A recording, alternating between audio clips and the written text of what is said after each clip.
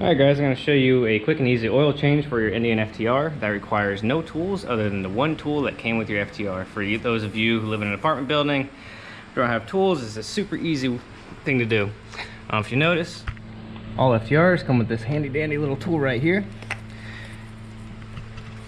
It works to remove your fuse cover, your battery cover, as well as your oil drain plugs. If you look under here, you will have a plug here and a plug right here. Alright, first we're going to start by removing the front one.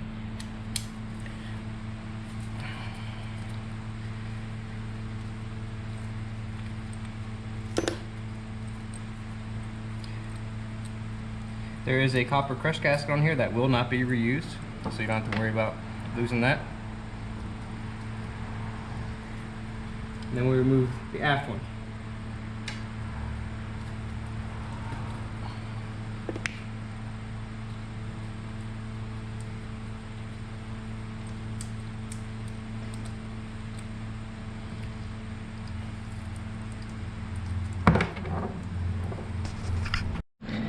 And alright, while the engine oil is draining, come up here to your oil filter. If they were installed correctly, you generally don't need a tool to remove them, but your standard strap wrench will work just fine.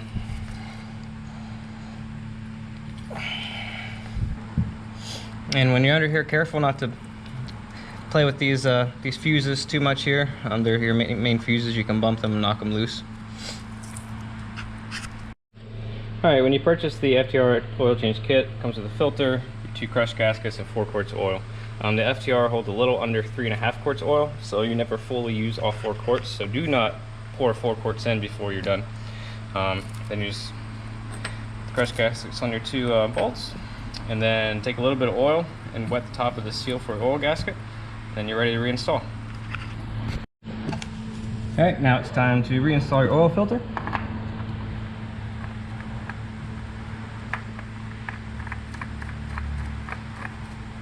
I like to go until it's seated, and just a general tightness. You don't want it overly tight. Do not use a strap wrench to install this because you'll get it too tight and you won't be able to remove it. But that's about as tight as I get it there. And then once most of the oil is done draining, we're just going to put our drain plugs back in, forward and aft.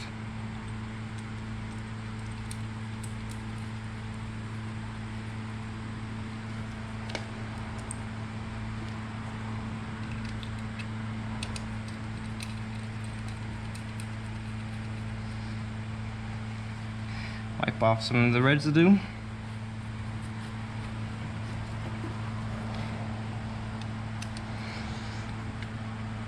And torque these down pretty good. They are crush gaskets, so they will need to crush a little bit, so you can go a little tight with them.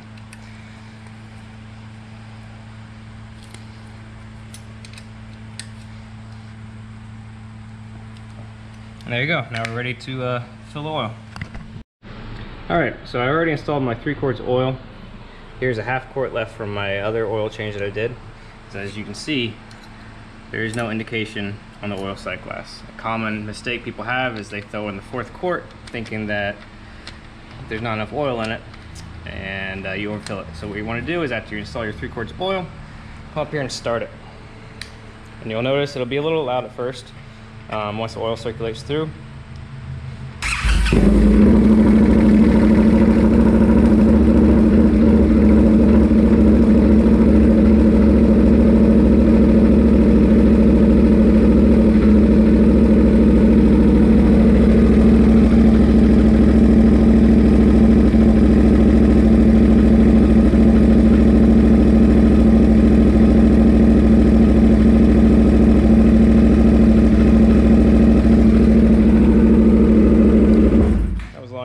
and as you can see, it's in the sight glass and it's already going back down. So we're going to let it stabilize for a little bit and then determine if we need, how much extra oil we need in here.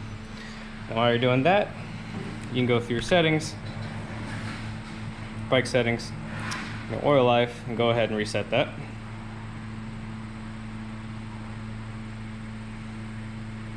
There you go.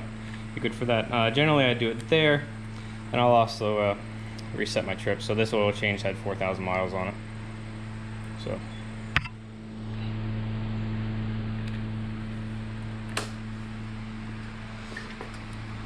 that you see is still sitting right above the lower and upper line. I'm going to let this sit for another minute or two and come back. Alright, it sat for a little while. Oil level has not changed. So sometimes you get away with 3 quarts, sometimes you need a little bit more than 3. But generally, you don't need that much more than 3 quarts. So what I also like to do is I like to take a little paint marker and I'll stick where this sits. So that way when I'm checking the oil level right after I'm done riding, it's easy to verify it's not using any oil. And then after you let it run for a little bit, come over here, verify that you don't have any leaks coming from your filter housing and you don't have any leaks coming from your 2 drain plugs. And that's it. Quick and easy oil change on the FTR 1200.